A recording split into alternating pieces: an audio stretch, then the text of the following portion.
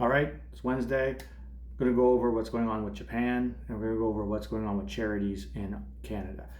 First things first, Japanese bond yields have been going up to record highs, signaling more than likely a rate hike by the Japanese central bank because of the stimulus package that they put together to try and rescue their economy.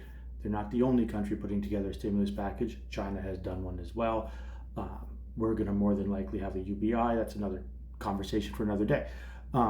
Now, why is this important? Because these bond yields are putting pressure on other yields like our bond yields as well, which is why our fixed rates have been pretty consistent, even though we have been receiving poor economic data. Growth expectations aren't that great. Job numbers are not that great, but still our yields are not exactly going down much.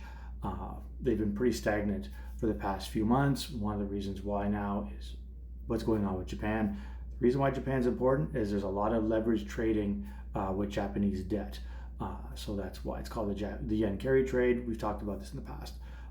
But now let's flip over to what's going on in Canada. The number of Canadians making donations decline as charities make most of Giving Tuesday. That's a major sign that people are struggling with their budgets. People do not have a surplus of cash to give to charities. And food banks are breaking under the weight of rising poverty in Ontario, new report says. So I've said this in the past, there's like a K-shaped economy now. You either have stuff or you don't. It's basically this way. The stock market can keep going up and up and up, and people are at record numbers at food banks at the same time. That's the K-shaped economy. Some people are going this way, some people are going this way, hence the K-shape.